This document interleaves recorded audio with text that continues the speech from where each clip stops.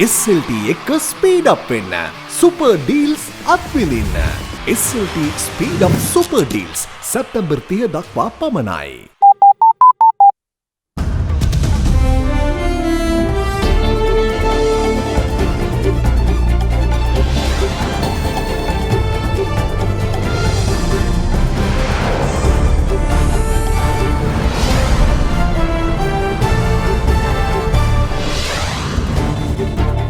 Making headlines tonight. We are a responsible entity. Chinese firm AVANT stresses that Sri Lanka's advance payment for Lotus Tower was solely utilized for project purposes and nothing illegal was committed. Unedited phone call. Incumbent Solicitor General Dilrukshi Dias responds on the controversial telephone conversation. Calls AVANT-GARDE chairman to release the full conversation and to disclose ministers responsible. President wants the same. New additions. Backers of Sajid says attempts made to appoint new members to the working committee. General Secretary denies the claim. For the people. Former Central Bank Deputy Governor Dr. W.A. Wijewardena says central bank independence is important for the people and not for the government. The central bank's independence is not for the governor, it's for us. All this and much more coming up on First at 9 this Saturday, the 21st of September 2019. Nama Lifebuoy Cool Fresh සහ Lemon Fresh Menthol සහ Lemon සාරයෙන් දහදිය ගඳ ඇති කරන සංගුණ විස බීජ වලින් ආරක්ෂා කර ඔබව fresh කරයි. විස බීජ off, fresh එක on. From AdaDerana, this is AdaDerana First at 9. Live from Studio 24 in Colombo. A very good evening and a warm welcome, bringing to you news from across Sri Lanka and around the world tonight on First at 9. I'm Indivari Amwat. Here's your top story. The President's explosive comments at the launch of the Lotus Tower project, alleging a misappropriation of 2 billion rupees by Chinese state-owned company AVANT, has resulted in a wave of public outcry and clarifications. Now, the latest comes from the company itself, which is at the center of controversy. Aerospace Long March International, or AVANT, who issued an official communique today denying the President's version of events. The communique stated that as a state-owned responsible company of China, it cherishes the friendly relations between Sri Lanka and China and also expressed willingness to continue to participate in the island nation's development drive.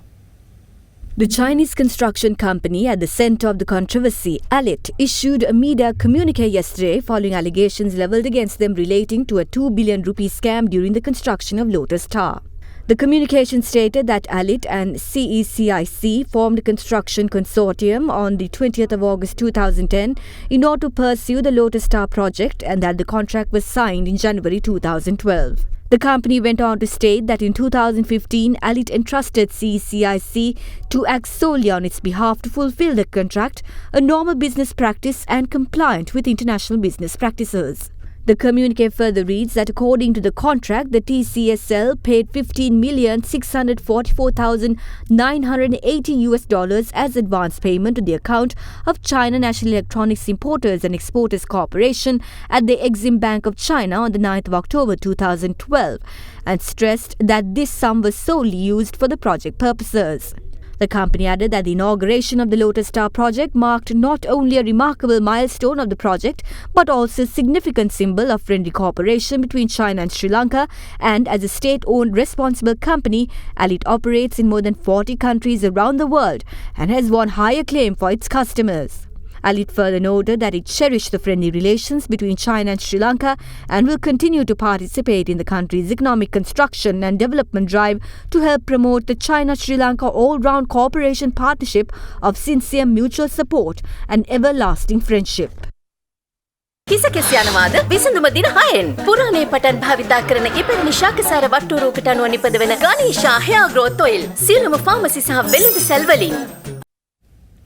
Responding to the leaked telephone conversation with AVANT-GARDE chairman Nisanka Senadipathy, former Director General of the Bribery Commission and incumbent Solicitor General Dilrukshi Dias Vikramasinghe requested the release of the full undoctored telephone conversation. Taking to Facebook, the Solicitor General Dilrukshi Dias called on AVANT-GARDE chairman to disclose the name of the minister whose telephone he had allegedly called from and the real facts behind the minister passing the phone to her. Meanwhile, speaking to First at 9 coordinating officer to the Attorney General, Nishara Jayaratne said that the Attorney General has decided to refer the matter to the Public Service Commission. A leaked telephone conversation between AVANT-GARDE chairman Nisanka Senadipathy and former Director General of the Bribery Commission and the incumbent Solicitor General Dilrukshi Dias Vikramasinghe was released yesterday. The telephone conversation was released via the Facebook account of the AVANT-GARDE chairman, who is now in Singapore. Responding to the telephone conversation taking to Facebook, the incumbent Solicitor General Dilrukshi Dias Vikramasinghe requested the chairman of AVANT-GARDE to publish the entire unedited, undistorted telephone conversation to the public. She also requested the chairman to disclose the name of the minister whose telephone was used and the reason why the said minister passed the telephone to her. In the meantime, speaking to First at 9 coordinating officer of the Attorney General, Nishara Jayaratne elaborated on possible legal consequences related to the matter.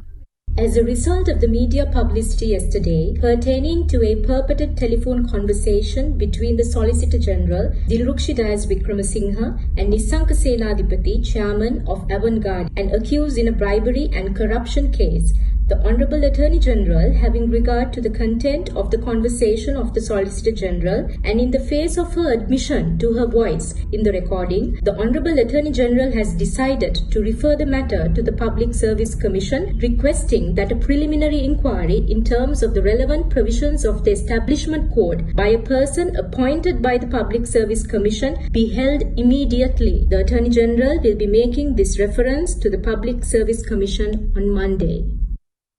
Chairman of the Sri Lanka Podujana Peramuna, Professor G.L. Piris, responded to questions on the matter today. The first thing that we are asking for is a complete, thorough, impartial investigation into this whole matter. If Dilrukshi Dias Vikramasinghe carried out the duties of her office because of Karumakkara Deshapalane, then she is of course liable in damages for grossly abusing her office. It is not open to her to decide to prosecute or not to prosecute or to exercise any of the official functions pertaining to her office in response to political pressure. Dilrukshi Dias Vikramasinghe is not the beginning and end of the problem. She is just a cog in the wheel. If this is correct, a pliable officer, more than happy to use her office to placate her friends and the powers that be. If this is correct, if that is so, then this government has used people like that to carry out an overtly political agenda. If this is an authentic recording. If that is so, that exposes the truth with regard to the entire functioning of the government machinery. It is rotten to the core. An officer who behaves like that is exposed to civil liability, is exposed to criminal liability. This is the principal reason why the Yahapalane government has to be thrown out of office. President Maithripala Sirisena demanded to know upon whose advice the Solicitor General Dilrukshi Dias Vikramasinghe acted upon. Now, this comment by the President came following the telephone conversation being circulated on various platforms. Speaking at an event in Matale today, the President went on to say that the public has a right to know the politicians behind the scandal. Freedom Party conference in the Matale district took place under the auspices of President Maithripala Sirisena today. ජනාධිපතිතුමාගේ වුවමනාවට තමයි cabinet රැස්වීම කියලා වැඩේ buckle වෙලා වෙන්න තියෙන ඔක්කොම කරගෙන තමන්ගේම ඇමතිවරුන්ගෙන් ගුටි කාලා හොඳටම නාගෙන මේක දැන් මගේ ඇඟේ දාන්න හදනවා. මම ප්‍රතිපත්තියක් විදියට කවදාත් කිව්වා ජනාධිපතිතුමාගේ අහෝසි කළ යුතුයි. ඒක කළේ නැති පාර්ලිමේන්තුව. හැබැයි ඉතින් මේ ඊයේ පෙරේදා මේක ගෙනල්ලා මේ ඡන්දයක් නිවේදනය කළාට පස්සේ ඒක වීලුවක්. හැබැයි දැන් ඒක කළ යුතු වෙලාවක් නෙවෙයි මේ කරන්න පුළුවන් වෙලාවක් නෙවෙයි මේක. දැන් මේ මාස 3-4කට කලින් අගමැති රනිල් වික්‍රමසිංහ මහත්තයා මට ලියුමක් එවනවා ශ්‍රේෂ්ඨාධිකරණයේ විනිශ්චයකාර ධූරයක් සඳහා දිල්රුක්ෂි දාස් වික්‍රමසිංහ මහත්මිය පත් කරන්නයි කියලා.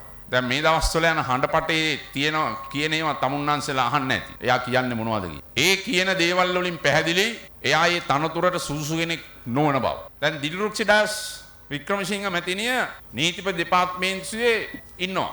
අතිරේක සොලිසිටර් ජෙනරාල් වික්‍රමසිංහ මැතිණියගෙන් මම කියනවා කරුණා කළා වික්‍රමසිංහ මැතිණිය රටට කියන්න වැරදි විදියට නඩු දාන්න මිනිස්සු හිරේ දාන්න වැරදි නඩු දාන්න ඒ ජරා විදියට ඔබතුමියට උපදෙස් දුන්න දේශපාලඥයන් කවුද කියලා පුළුවන් නම් කියන්න කියලා මම වික්‍රමසිංහ මැතිණියට කියනවා. ඒක ඊටමත් රටට වැදගත්. ඒ නිසාද ශ්‍රී ලංකා නිදහස් පක්ෂයට ඊටාම පිරිසිදුව කියන්න පුළුවන් රට වෙනුවෙන් අපි අලුත් ගමනක් යන්නේ කියලා. ඒ අලුත් ගමන යන්න ඉදිරියේ ජනාධිපති වරණයේදී අපේ ප්‍රතිපත්ති වලට ගැලපෙන අපේ දර්ශනයට ගැලපෙන අපේ වැඩපිළිවෙලට ගැලපෙන අපේක්ෂකෙක් තමයි අපි ජයග්‍රහණය කරන්න ස්ථිර වශයෙන්ම අපි ආණ්ඩුවක් හදනවාමයි ශ්‍රී ලංකා නිදහස් පක්ෂය. Opposition leader Mahinda Rajapaksa claims that former Director General of the Commission to investigate cases of bribery and corruption, Dilrukshi Dayas, was pressured by political forces to file cases against AVANT-GARDE Private Limited. Now, he added that the leaked phone recordings only prove that the government is carrying out a concerted campaign targeting Gotabaya Rajapaksa. Opposition leader Mahinda Rajapaksa and SLPP's presidential candidate Gotabaya Rajapaksa engaged in religious observances at the residence of UPF MP Rohitha Gunawardena today.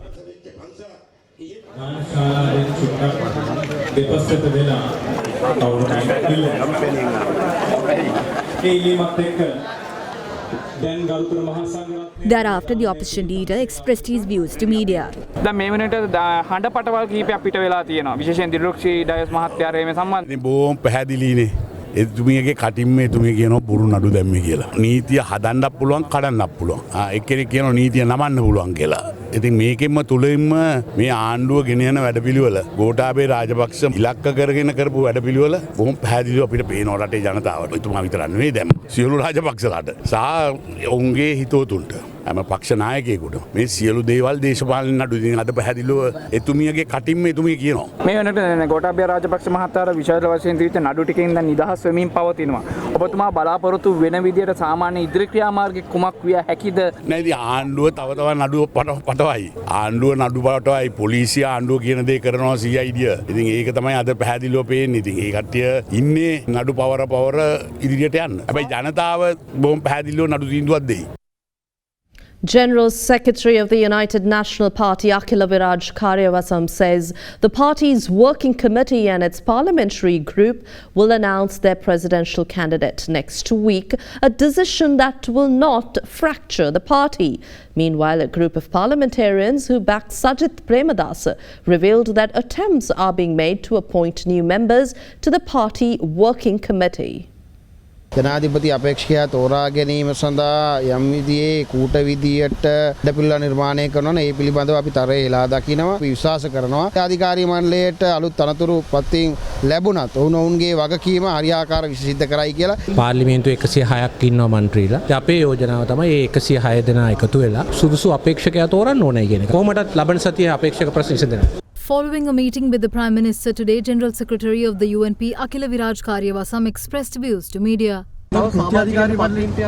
නෑ ඒක සම්පූර්ණ බොරුවක්. මම දන්නේ කවුද කියන අය කියලා. එහෙම කෘත්‍යාධිකාරී මණ්ඩලයට සමාජිකව දාන්න එහෙම වැඩ පිළිවෙලක් නෑ. මමනේ මහලේකම්. ඉතින් මම දැනගන්න එපා කෘත්‍යාධිකාරී මණ්ඩලය සමාජිකව දානවා. එහෙම එකක් නෑ කොහොමදවත්. කෘත්‍යාධිකාරී මණ්ඩලේ පුරප්පාඩු කීයක් වෙනවද? දැනට පුරප්පාඩු ගණනාවක් තියෙනවා. නමුත් එහෙම පිරවීමට අවශ්‍යතාවයක් නෑ මේ අවස්ථාවේ. එහෙම කිසිම දෙයක් පක්ෂ නායකත්වයේවත් සාකච්ඡා වෙලා නෑ. අපි දැක්කා කෘත්‍යාධිකාරී මණ්ඩල සමාජිකව කීප දෙනෙක් පියන්ත පත්වේරි මහතා යතුරු කණ්ඩායමක් ඇතුළට ගියා. නෑ ඒ අර අද බුද්ධදාස මහත්තයා ආව මේ එක්සත් ජාතික පක්ෂයට සම්බන්ධ වුණා. බුද්ධදාස මහත්තයා කඩුවෙල හිටපු නගරාධිපති ප්‍රියන්ත පත්වේරි මහත්තයාත් කඩුවෙල හිටපු සංවිධායකවරයෙක්. ඒ නිසා තමයි එතනට ආවේ. මේ නැතුව වෙන එකක් නෙමෙයි ආවේ. අරු ජයසූරිය මහත්මයා සජිත් ප්‍රේමදාස මහත්මයා සහ මත්තන් රත්න මහත්මයා මේ අතරින් ඔබතුමාලට ජයග්‍රහණයක් ලබාගත හැකි හොඳම අපේක්ෂකයා. පක්ෂය කැඩෙන්නේ නැතුව හැමෝම එකතු කරගෙන කාටවත් එළියට යන්න දෙන්නෙත් නැහැ. හැමෝම එකතු කරගෙන අපි පක්ෂය දිනවනවා. ලියලා තියාගන්න. Presidential candidate of the National People's Power Movement, Anura Kumara Dissanayake, pledges to create a revolutionary change in the education system. Speaking at a public rally in Hambantota yesterday, the presidential hopeful stated that the path to enabling this change begins with ensuring that every child receives 13 years of mandatory education. A public rally organised by the National People's Power Movement was held in Hambantota last evening. අපි අපේ රටේ අධ්‍යාපනයට විප්ලවීය පරිවර්තනයක් ඇති කරන මතක තබා ගන්න. මුළුමනින්ම මේ අධ්‍යාපනය වෙනස් කරනවා. හැම දරුවාටම කිලෝමීටර 2කට වඩා වැඩි දුරක් නොවන පරිදි පාසල් පද්ධතිය ප්‍රතිසංස්කරණය කිරීමේ වැඩපිළිවෙල අප විසින් ආරම්භ කරනවා. අපි මේ රට ගොඩනගන අධ්‍යාපනය අපි මේ රටේ ජනතාවට සහතිකයක් දෙනවා. පළවෙනි පන්තියට ඇතුළත් වෙන කිසිදු දරුවෙක් අනිවාර්ය අවුරුදු 13ක පාසල් අධ්‍යාපනයෙන් තොරව පාසලෙන් පිට කරන්න ඉඩ නොදෙන බවට සහතිකයක් ඔබට අපි ලබා දෙනවා. ඉතාමත් කෙටි කාලයක් ඇතුළත පාසලට ඇතුළත් වෙන දරුවන්ගෙන් 150ක් උපාධිය සහිත දරුවන් බවට එළියට එන්න ඉඩ සලස්වන බව අපි සහතික වෙනවා. මේ විශ්වවිද්‍යාල පද්ධතියම දෙගුණයක් කරන්න පුළුවන්. පටන් ගන්න ඕනේ එතනින්. ලෝකේ දියුණුතම මානව සම්පත නිර්මාණය කරන රාජ්‍ය බවට ශ්‍රී ලංකාව පත් කරන බවට අපි සහතික වෙනවා. Executive Director of the People's Action for Free and Fair Elections, Rohana Hettiarachchi, says that a mechanism to prevent political parties from presenting proxy candidates in the presidential election is much needed. Meanwhile, the Election Commission has also called for the public to submit their requests for postal voting applications before the 30th of this month. The annual research symposium organised by the Election Commission of Sri Lanka was held today. The event saw the participation of several civil organisations and relevant stakeholders. Following the event, Executive Director of People's Action for Free and Fair Election, Rohana Hettiarachchi, expressed his views to media. මැතිවරණ කොමිසම සභාවට අනුව 17 දෙනෙක් දේශපාලන කණ්ඩායම් 17ක් තමන්ගේ අභිප්‍රාය මැතිවරණ කොමිසමට ප්‍රකාශයට පත් කරලා තිබෙනවා. නමුත් අපි දන්නවා මේ අපේක්ෂකයින්ගෙන් අති බහුතරයක් ප්‍රධාන ධාරාවේ දේශපාලන පක්ෂවලට සහාය පළ කරලා තරඟ වදින අය පහුගිය ජනාධිපතිවරණයේත් අපේක්ෂකයින් 19 දෙනෙක් තරඟ කළා. අපේක්ෂකෝ 17 දෙනෙක් එකතුව ඡන්ද 1,34,000ක් වගේ ප්‍රමාණයක් තමයි ලබා ගත්තේ. ඒ නිසා මේ සහයෝගය පළ කරලා ප්‍රොක්සි කැන්ඩිඩේට්ස්ලා හැටියට ඉදිරිපත් වෙන පිරිස් නැවැත්වීම සඳහා යම් ක්‍රියාමාර්ගයක් ගත යුතු තිබෙනවා. Meanwhile, postal voting applications for the LPTA Pradeshya Sabha was posted to 1,192 individuals eligible to cast their votes today.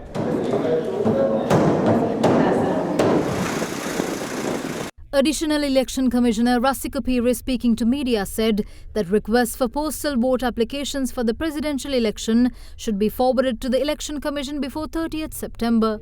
He further noted that individuals eligible to cast their postal votes must forward their request to the relevant returning officer in their registered electorate via the certification officer. When asked about Sri Lankans who wish to cast their vote from overseas, he said that there are no legal provisions to provide them the access to vote from their relevant countries. Meanwhile, police media spokesperson SP Ruwan Gunasekara said that coordinating centres will be established across the country to tackle election law violations. අපි police මූලස්ථානයෙන් සෑම police ස්ථානයකටම police කොට්ටාසයකටම දැනුම් දීමක් කරා කොට්ටාස මෙහෙයුම් මැදිරි වගේම ඒ වගේම police ස්ථාන මෙහෙයුම් මැදිරි ස්ථාපිත කරන්න කියලා ඒ මෙහෙයුම් මැදිරි වලින් සිදුවෙන්නේ මේ සම්බන්ධයෙන් මැතිවරණ ජනාධිපතිවරණයට අදාළව ලැබෙන පැමිණිලි බාරගෙන ඒවා විමර්ශනය කිරීම ඒ වගේම නීති උල්ලංඝනය කිරීම සම්බන්ධයෙන් සොයා බලා අවශ්‍ය කටයුතු සිදු කිරීම ඒ වගේම මැතිවරණ කොමිෂන් සභාවේ ඒ නිලධාරීන්ට අවශ්‍ය සහාය ලබා දීම කියන මේ කාරණා. Meanwhile, Chairman of the Election Commission Mahinda Deshapriya commented on the importance of increased public awareness of the power of the democratic process. අපි ප්‍රජාතන්ත්‍රවාදය කියන එක හරහා ගිහිල්ලා දැන් වෙලා තින්නේ දේශපාලනයට වෛර කරන තැනට අපිපත් වෙලා තියෙන එකයි. මම ඒ මතයේ ඉන්න කෙනෙක් නෙවෙයි. අපේ දේශපාලනඥයෝ අපේ සමාජයේ කොටසක්. ඒගොල්ලෝ පෙන්වන්නේ දර්පණයක් ඉදිරියේ තියෙන අපේ ඡායාරූපයමයි. අපි අලුත් දේශපාලනඥයෝ හොයන්න බෑ. අපට ඕනේ අලුත් ජනතාව. දේශපාලනඥයන්ට බැනීම නෙවෙයි කරන්න ඕනේ. අපි සමස්ත සමාජය මේ සම්බන්ධයෙන් ප්‍රජාතන්ත්‍රවාදය, ඡන්ද බලය, සමානාත්මතාව, සහජීවනය නැත්නම් සහකම්පනය ගැන දැනුවත් කිරීම. Police media spokesperson SP Ruan Gunasekara says that a B report presented to the Colombo Chief Magistrate by the CID regarding irregularities in former Defence Secretary Gotabaya Rajapaksa's passport only contained relevant findings pertaining to the case. A complaint was filed against the presidential hopeful with regard to his passport at the police headquarters on the 11th of August. The communique further noted that the complaint was later directed to the CID to conduct investigations with regard to the matter. It is in this backdrop that a B report was presented to the Colombo Chief Magistrate seeking permission to carry out further investigations. Police media spokesperson SP Ruan Gunasekara further stressed that investigations are being carried out as per findings in the B report and that all facts related to future investigations will be presented to court. And we'll find out more local and business news after this short break.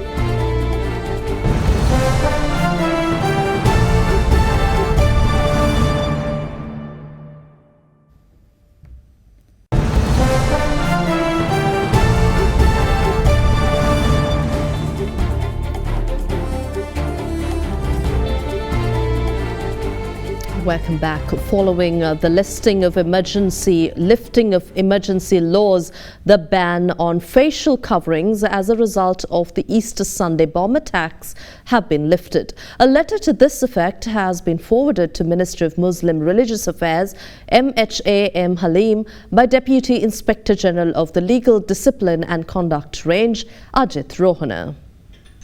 Following a spate of attacks on Easter Sunday, a Gazette notification was issued under emergency law to ban the use of burqas or any face coverings that hinder the identification of individuals. Subsequently, posters were displayed denying individuals wearing burqas and niqabs entry to public and private establishments. However, with the lifting of emergency law, Minister MHA Halim had sent a written request for clarification on the matter to the police headquarters, to which DIG Ajit Rohana had submitted the official communique confirming the lifting of the ban. The chief prelates of the Askiriya and Malvatta chapters issued a unified call to the new British High Commissioner Sarah Halton on Thursday, urging her to be mindful of portraying an accurate picture regarding Sri Lanka and also assist the country in clearing up popular misconception at international level. The chief prelates of the Malvatta and Askiriya chapters made this request when the new British High Commissioner paid her first official visit to Kandy. Sarah Halton, the new British High Commissioner to Sri Lanka, arrived in Kandy on Thursday to visit the sacred temple of the Tooth Relic. She then met with the chief prelate of the Malvatta chapter, Most Venerable Tibetuave Sri Sumangala Thera.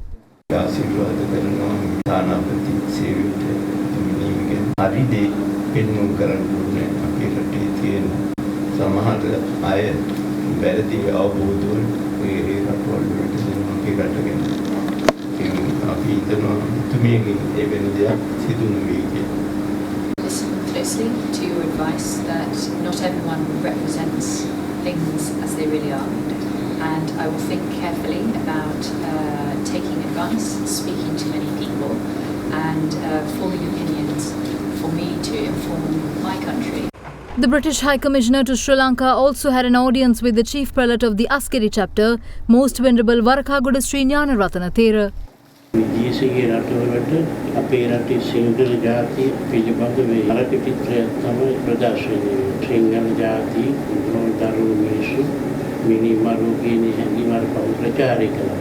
තාත්තේ නෙවෙයි සිංහල ඕනම ජාතියක් නම් සුවද හොඳින් ජීවත් වෙන්න පුළුවන් පිරිසක්. ඒ නිසා ඔබතුමියගෙන් අපි බලාපොරොත්තු වෙනවා සුඛාය මිනිස්සු පිළිබඳ නිවැරදි ආකල්පයක් ලෝකයේ ප්‍රතානියට I look forward to discussing how we can support interfaith understanding and respect. It is so important for peace in this and the nations.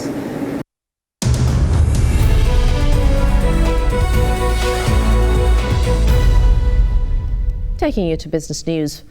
Former Deputy Governor of the Central Bank, Dr. W.A. Vijayawardena, stated that the independence of the Central Bank of Sri Lanka is a matter of importance solely for the public and not for state benefit, and provisions to strengthen it must be enshrined with the new Monetary Act. Speaking at a public lecture on central bank independence, Dr. Vijayawardena added that an independent central bank could offer protection from reckless rulers attempting to push through risky monetary policies that could compromise the country's economic performance.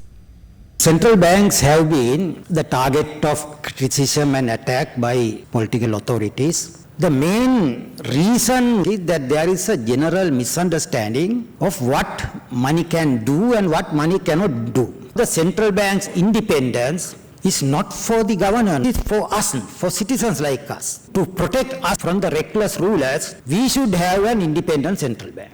And if there is any attempt by the rulers of the country to compromise that independence, it is we who have to fight. The government is a temporary one, but the central bank is a perpetual institution. So the nation has therefore given two types of independence to central bank. One is called the policy independence, the other one is called the budget independence. What we mean by policy independence is the central bank's monetary board has the power to take any monetary policy measure necessary to protect the value of the currency. The budget independence does not have to go through parliamentary approval. Central bank's budget is independent because for central bank to do its monetary policy without the constraint of the government budget, it must have an independent budget. And what we have to do is to strengthen this. There are certain provisions which have gone against this. One provision is the secretary to the Ministry of Finance is a vote-carrying member on the monetary board. In the original Monetary Law Act, the secretaries were called permanent secretaries. But the ministers can be there depending on whether they have been re-elected, and giving a seat to this particular permanent employee will help the central bank to have a very active and positive communication with the government. Most of the banks like Bank of Canada or Reserve Bank of Australia and New Zealand, which have gone into inflation targeting, they have to explain why they go for inflation targeting to a parliamentary committee. At the end of the year, they will have to again explain why they have failed. That's called accountability. And in the new Monetary Law Act, I hope the accountability function would be taken care of. If the central bank uses its monetary policy recklessly in order to appease the requirements of reckless political leaders, at the end, it is we who suffer because the money that we have will become worthless. Taking you to international business news, India's government on Friday slashed corporate taxes in a surprise $20.5 billion break aimed at reviving private investment, seeking to lift growth from a 6-year low that has sapped jobs and fueled discontent in the countryside. Finance Minister Nirmala Sitharaman told a news conference in Reports State of Goa that the effective corporate tax rate will be lowered to around 25% from 30%, an announcement that triggered a more than 3% jump in Indian shares. The effective tax rate for such companies will be 25.7% inclusive of surcharges, she said. Stock market experts welcomed the move, saying it was a big positive because then the macro numbers of the corporates improve. The total taxation revenue loss due to the measures would be 1.45 trillion Indian rupees, Sitharaman said, raising concerns that the government may not be able to meet its fiscal deficit target of 3.3% for 2019 to 2020 period at a time when tax revenue collections are already weak. And I'll return with your international and sports news after this short break.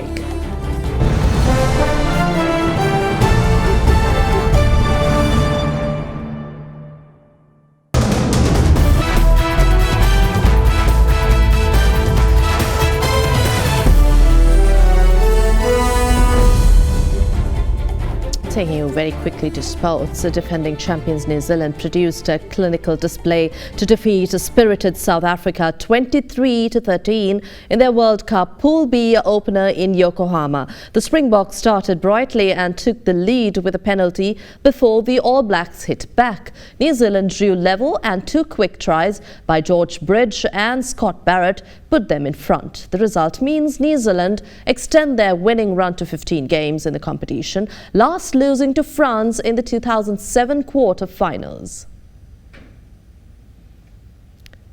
That's all from us here tonight. Good night.